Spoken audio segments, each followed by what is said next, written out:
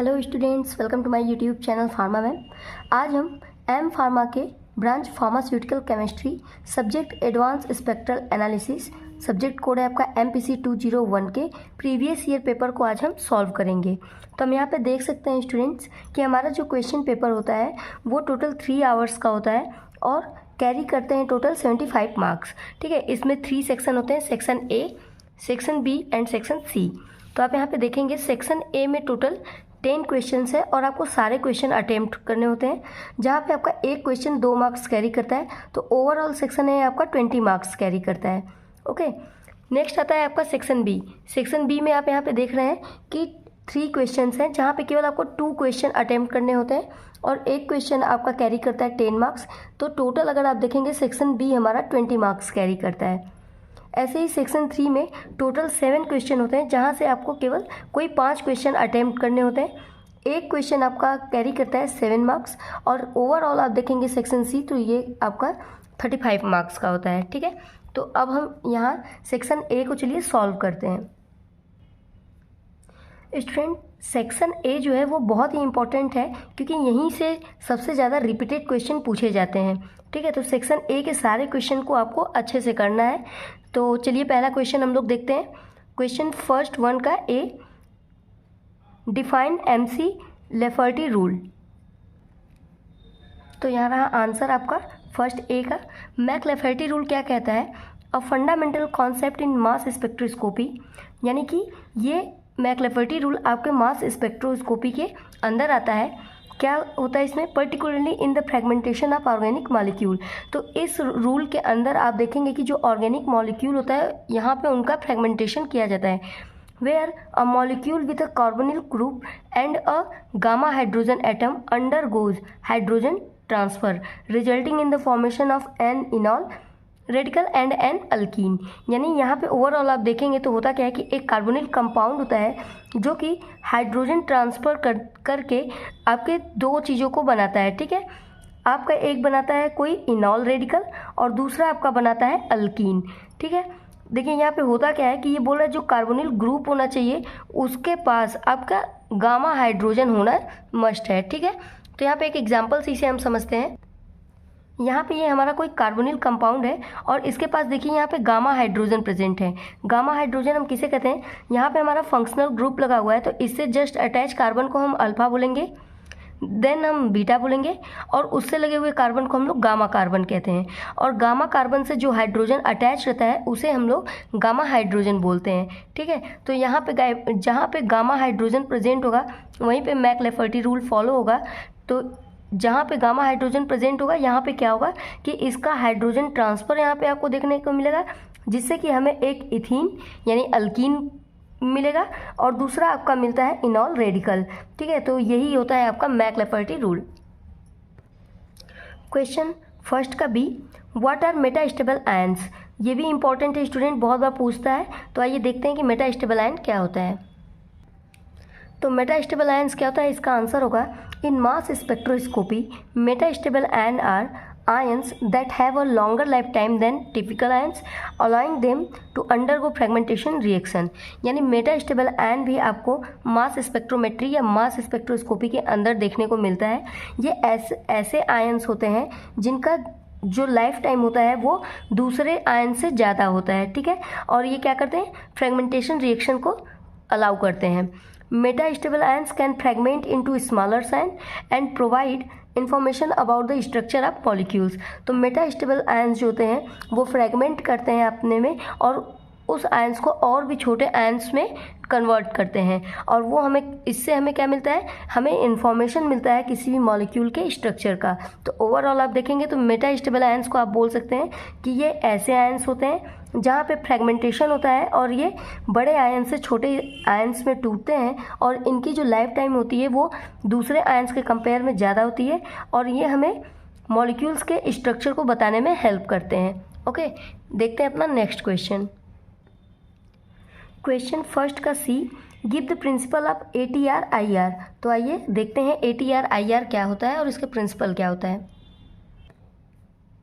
तो हम यहाँ पे देखेंगे ATR IR का प्रिंसिपल क्या होता है। तो सबसे पहले देखते हैं कि ATR होता क्या है। तो ATR का फुल फॉर्म होता है attenuated total reflectance is a valuable technique in infrared spectroscopy allowing research to analyse the surface of material.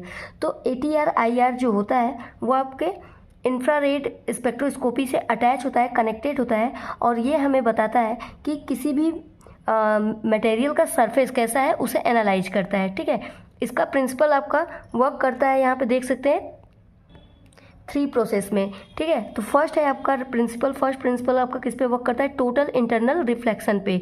यानी सबसे पहला क्या होता है, टोटल इंटरनल रिफ्लेक्शन होता है। यहाँ पे क्या होगा, IR radiation reflect with in the crystal. तो जो IR रेडिएशन होता है वो आपका क्रिस्टल से रिफ्लेक्ट करेगा। सेकेंड आपका होता है इवेंसेंट वेव इंटरेक्शन। ठीक है, तो the radiation interact with the sample at the surface. तो जो अब ये IR रेडिएशन पास होता है वो आपका इंटरेक्ट करेगा सैंपल से, ठीक है, उसके सरफेस से, सैंपल के सरफेस से। थर्ड आपका प्रिंसिपल क्या कहता है, एब्जॉर्प्शन ऑफ रेडिएशन। थर्ड में क्या होगा यहाँ पे, the sample absorb specific wavelength providing a spectral fingerprint. ठीक है, तो यहाँ पे अब जो सैंपल था हमारा रेडिएशन को एब्जॉर्ब करेगा और उसके एब्जॉर्ब कितना वेवलेंथ एब्जॉर्ब किया है, इससे हम लोग स्पेक्ट्रल फिंगरप्रिंट का पता लगाते हैं। ठीक है, ओके, तो ये हो गया आपका आंसर फर्स्ट सी का। अब देखते हैं अपना अगला क्वेश्चन। क्वेश्चन हमारा फर्स्ट का डी है, डिफाइन लार्मोर फ्रीक्वेंसी। तो आइए देखते हैं लार्मोर फ्रीक्वेंसी क्या होता है। तो आंसर है आपका फर्स्ट डी का, लार्मोर फ्रीक्वेंसी क्या होता है, the frequency at which an atomic nucleus और electron rotate in a magnetic field. यानी कि एक फ्रीक्वेंसी जिस पे कोई एटॉमिक न्यूक्लियस रोटेट करे किसी मैग्नेटिक फील्ड में, तो उस फ्रीक्वेंसी को हम लोग बोलते हैं Larmor frequency. The Larmor frequency is proportional to the strength of the magnetic field. यानी कि लार्मोर फ्रीक्वेंसी आपका प्रोपोर्शनल होता है मैग्नेटिक फील्ड के।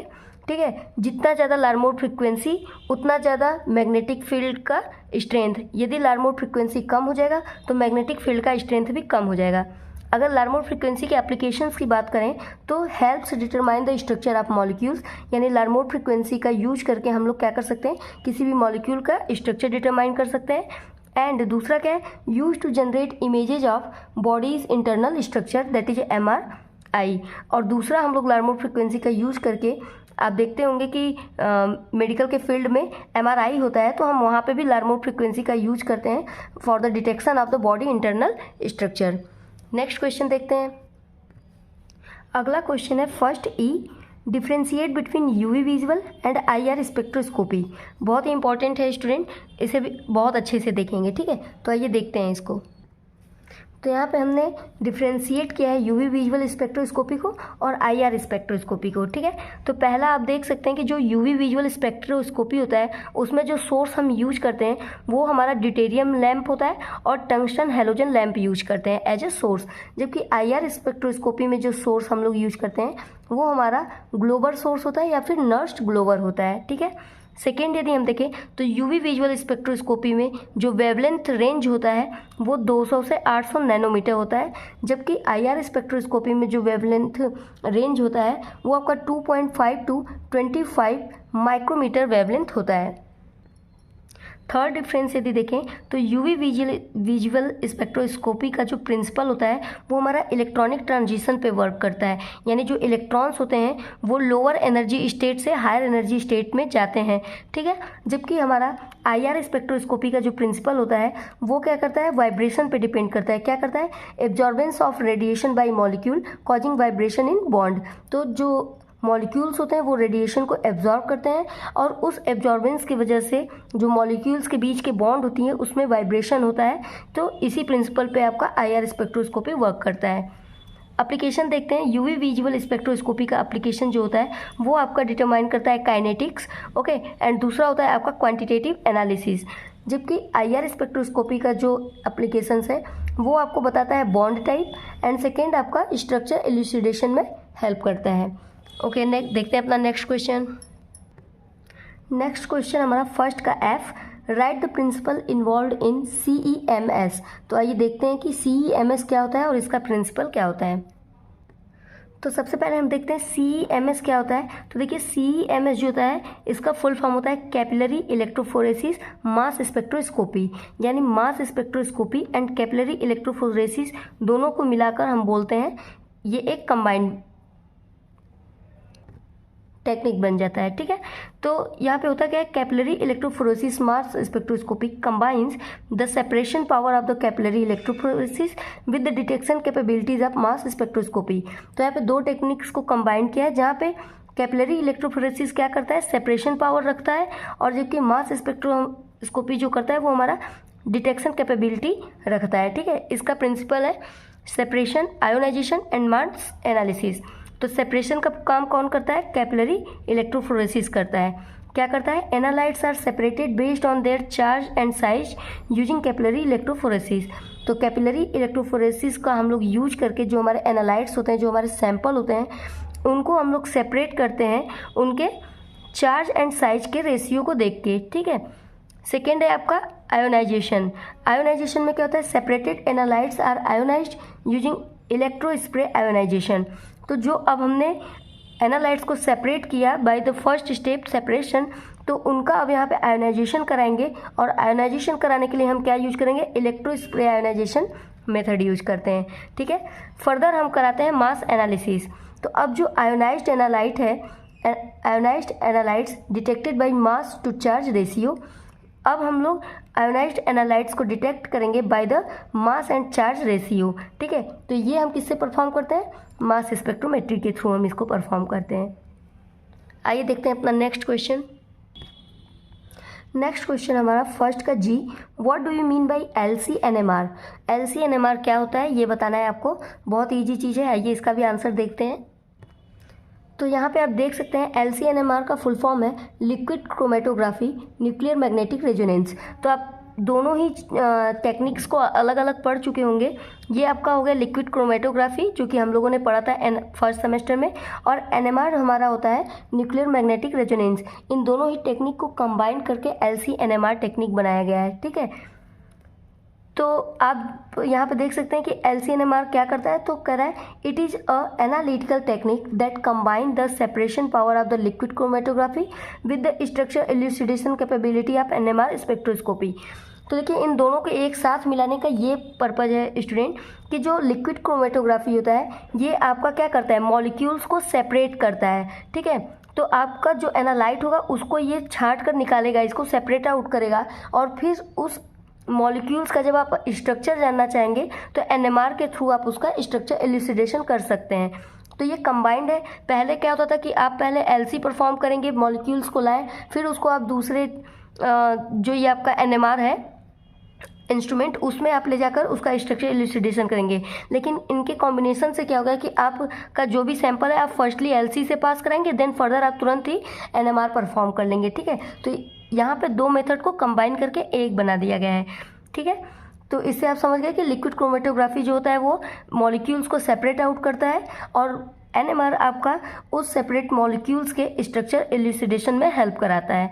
ठीक है, नेक्स्ट पॉइंट है हमारा, it allows for the analysis of complex mixture by first separating the components using LC and then structure elucidation by using NMR।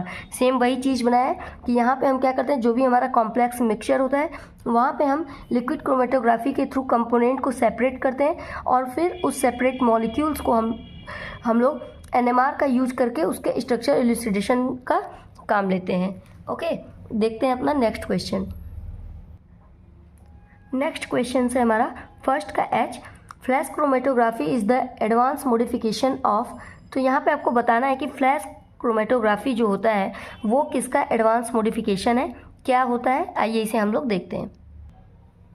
तो आंसर इसका होगा flash chromatography is the advance modification of preparative column chromatography.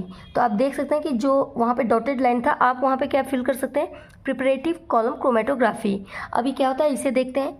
It develop to speed up and improve the separation of compound by using pressure to drive the solvent through the column. तो ये technique जो use करते हैं हम लोग, वो हम क्यों करते हैं, कंपाउंड को सेपरेट करने के लिए करते हैं और उसको स्पीड अप करने के लिए करते हैं। ठीक है, यहाँ पे हम करते क्या है, यूज करते हैं। देखिए यहाँ पे लिखा है pressure to drive the solvent through the column. यहाँ पे हम लोग प्रेशर अप्लाई करते हैं ताकि सॉल्वेंट को हम लोग कॉलम के थ्रू ड्राइव करा सकें। ठीक है, अगर इसके एप्लीकेशंस की बात करें हम लोग यहाँ पे, तो देखिए फर्स्ट एप्लीकेशन है इसका, used as a tool to monitor the reaction progress. ठीक है, सेकेंड है आपका to isolate and identify a mixtures compound, mixtures compound को आइसोलेट एंड आइडेंटिफाई करने में हेल्प करता है। थर्ड है आपका use for separation of closely related organic compound, isomer, यानी अगर आपके पास दो आइसोमर है, क्लोजली रिलेटेड ऑर्गेनिक कंपाउंड है, तो ये उनको सेपरेट आउट करने में हेल्प कराता है। ओके, देखते हैं अपना नेक्स्ट क्वेश्चन। नेक्स्ट क्वेश्चन है हमारा फर्स्ट का आई, डिफाइन रिंग रूल। तो आइए देखते हैं रिंग रूल क्या होता है। ये इंपॉर्टेंट भी स्टूडेंट, इसको थोड़ा ध्यान से देखिएगा। ठीक है, तो आइए देखते हैं इसका आंसर। तो देखिए कह रहा है in advance spectral analysis particularly in mass spectroscopy the ring rule also known as the degree of unsaturation. तो रिंग रूल जो होता है वो हम एडवांस स्पेक्ट्रल एनालिसिस के अंदर, इवन मास स्पेक्ट्रोस्कोपी के अंदर हम रिंग रूल देखते हैं, और इसे हम लोग डिग्री ऑफ अनसेचुरेशन भी कहते हैं। ठीक है, ये कंपाउंड के अनसेचुरेशन को बताता है। ठीक है, क्या कह रहा है if the molecular formula is known the number of unsaturation can be calculated by ring rule। तो ये क्या काम करता है कि यदि किसी भी कंपाउंड का आपको केवल मॉलिकुलर फार्मूला पता है तो ये आपको बता सकता है रिंग रूल के हेल्प से कि उस मॉलिकुलर फार्मूला से आपको बता देगा कि उस कंपाउंड के अंदर कितने अनसेचुरेसी प्रेजेंट है, मतलब कितने डबल बॉन्ड प्रेजेंट है या ट्रिपल बॉन्ड प्रेजेंट है या फिर ये एरोमेटिक रिंग है। ये चीज़ें बताता है आपका रिंग रूल। तो फॉर्मूला क्या है हमारा, देखिए यहाँ पे बता रहा है ring plus pi bond is equal to, यानी हमें क्या बताएंगे, रिंग और पाई बॉन्ड दोनों को मिलाकर यह आंसर बताता है। कैसे, is equal to C minus H/2 minus X/2 plus N/2 plus 1। तो यहाँ पे जो C है ये कार्बन एटम को रिप्रेजेंट कर रहा है, number of carbon atom, number of hydrogen atom, number of halogen atom and number of nitrogen atoms. तो यदि हमें मान लीजिए एक एग्जांपल से हम समझते हैं, जैसे यदि हम मान लीजिए कि आपको बेंजीन का स्ट्रक्चर नहीं पता है कि उस बेंजीन रिंग में कितने पाई बॉन्ड हो सकते हैं या फिर बेंजीन रिंग लाइक स्ट्रक्चर होता है या नहीं होता है। ठीक है, तो अगर केवल आपको उसका मॉलिकुलर फार्मूला पता है कि C6H6 होता है तो आप इस रूल का यूज करके बता सकते हैं। तो यहाँ पे देखिए होता क्या है, हम यहाँ पे अप्लाई करेंगे रूल को। हमारा रूल था C minus H/2 minus X/2 plus N/2 plus 1।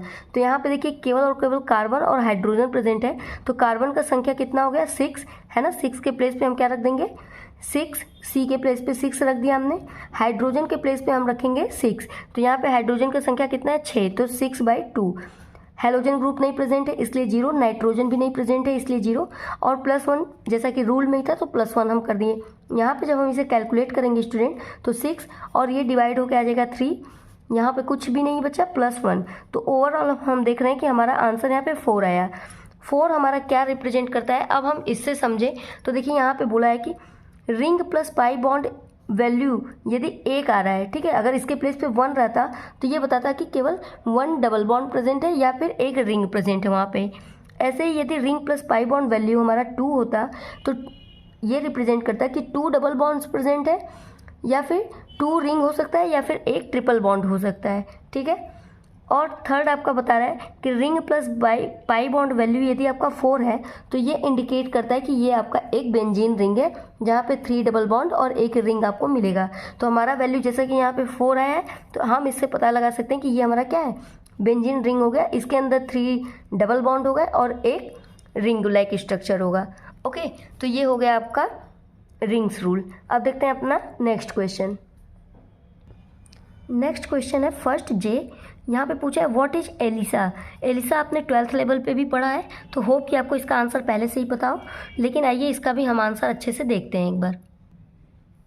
Elisa क्या होता है, तो सबसे पहले इसका हम लोग फुल फॉर्म देखेंगे तो होता है एंजाइम लिंक्ड इम्यूनोसॉर्बेंट एसे। बहुत बार पूछता भी है, इसका फुल फॉर्म भी पूछ लेता है तो आप ध्यान दीजिएगा। Enzyme linked immunosorbent essay is a laboratory technique used to detect and quantify specific antibodies, antigens और प्रोटीन इन अ सैंपल।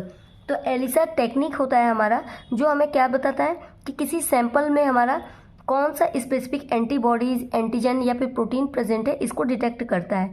ठीक है, इसका प्रिंसिपल है फर्स्ट ये दो चीज़ों पे वर्क करता है। पहला होता है आपका एंटीजन एंटीबॉडी इंटरेक्शन, सेकेंड है आपका एंजाइम लिंक्ड डिटेक्शन। तो एंटीजन एंटीबायोटिक इंटरेक्शन में क्या होता है, specific binding between antigen and antibiotics. तो यहाँ पे आपको देखने को मिलेगा कि एंटीजन और एंटीबॉडीज़ जो होते हैं उसके बीच में एक स्पेसिफिक बाइंडिंग होती है। और सेकेंडली हम क्या देखते हैं, enzyme linked detection. Enzyme convert substrates to detectable signals. यहाँ पे जो एंजाइम होता है वो कन्वर्ट हो जाएगा एक सबस्ट्रेट में, जो कि फर्दर हम डिटेक्ट करते हैं उसको, ठीक है। और इसका अगर एप्लीकेशन देखें हम लोग एलिसा का, तो कहाँ करते हैं, डिजीज़ डायग्नोसिस में करते हैं कि बॉडी के अंदर कौन सी डिजीज़ है, इसको डायग्नोसिस में। और दूसरा बायोमार्क डिटेक्शन, ठीक है, बायोमार्क डिटेक्शन में भी इसका हम यूज करते हैं। तो ये सेक्शन अभी कंप्लीट हो गया है स्टूडेंट। यहाँ से कोई भी क्वेश्चन आपसे हो सकता है रिपीट कर ले, तो इसे अच्छे से आप देख लेना, ठीक है। नेक्स्ट हम देखते हैं सेक्शन बी। यहाँ पे स्टूडेंट हम इन्हें सॉल्व नहीं करेंगे, यहाँ पे हम केवल क्वेश्चन देख लेते हैं, वरना आपका जो क्लास है बहुत ज़्यादा ड्यूरेबल का हो जाएगा, ठीक है। तो फर्स्ट क्वेश्चन है इसमें, describe Woodward Fisher's rule with the reference of 1,2-बीटाडीन एंड साइक्लिक डाइन। बहुत ही इंपॉर्टेंट क्वेश्चन है स्टूडेंट, ये किसी न किसी सेक्शन में पूछ सकता है, चाहे बी सेक्शन चाहे सी सेक्शन में। बहुत इंपॉर्टेंट क्वेश्चन है ये, इसे अच्छे से देख लीजिएगा। नेक्स्ट है आपका discuss about mass fragmentation and it's rule. ये भी इंपॉर्टेंट क्वेश्चन है, मास स्पेक्ट्रोस्कोपी के अंदर आएगा, ठीक है। थर्ड है आपका how to read and interpret IR spectra, ठीक है। सभी क्वेश्चन बहुत ही इंपॉर्टेंट है स्टूडेंट, 3 ही क्वेश्चन दिया है सेक्शन बी में, कुछ भी पूछा जा सकता है, मगर आपको अटेम्प्ट केवल 2 क्वेश्चन करना है, तो आप इन तीनों क्वेश्चन को एक बार जरूर देख लीजिएगा। नेक्स्ट देखते हैं सेक्शन सी। यहाँ पे आपका पहला क्वेश्चन है, discuss principle instrumentation and application of GCMS, ठीक है, gas chromatography mass spectroscopy combine करके दिया गया है, इसका आपको प्रिंसिपल और इंस्ट्रूमेंटेशन पूछा है। सेकेंड है आपका write principle and application of ion chromatography with level diagram of instrumentation, okay. Third है आपका write principle and application of HPTLC with level diagram of instrumentation, ये भी इंपॉर्टेंट है HPTLC। नेक्स्ट है आपका write a note on hector and inadequate techniques of NMR, इसे भी आप देख लीजिएगा student. Discuss in detail about Raman spectroscopy, ये भी बहुत ही इंपॉर्टेंट है, 2 नंबर के डेफिनेशन में भी कभी कभी दे देता है, कभी कभी सेक्शन बी या सी में ज़रूर दे देता है, ठीक है। नेक्स्ट क्वेश्चन है आपका what are radio immuno assay give RIA यानी रिया ऑफ डिजिटलिन एंड इंसुलिन, ये भी इंपॉर्टेंट क्वेश्चन है स्टूडेंट्स, ये बहुत बार पूछा जा चुका है, यहाँ आप ध्यान से इसको भी सॉल्व कीजिएगा। Right a note on any 2 DSC DTA and TGA, most important question, सारे क्वेश्चन बहुत ही इंपॉर्टेंट है, सारे क्वेश्चन बहुत ही इंपॉर्टेंट है स्टूडेंट्स, आप कोई भी क्वेश्चन छोड़िएगा नहीं, सभी को एक बार देख जरूर लीजिएगा, ठीक है। तो यहाँ से आपको केवल 5 क्वेश्चन अटेम्प्ट करने हैं, टोटल यहाँ पे 7 क्वेश्चन है, तो होप कि आपको अच्छे से ये समझ में आ गया होगा, ठीक है। All the best for your examination, मिलते हैं अगले वीडियो में, थैंक यू।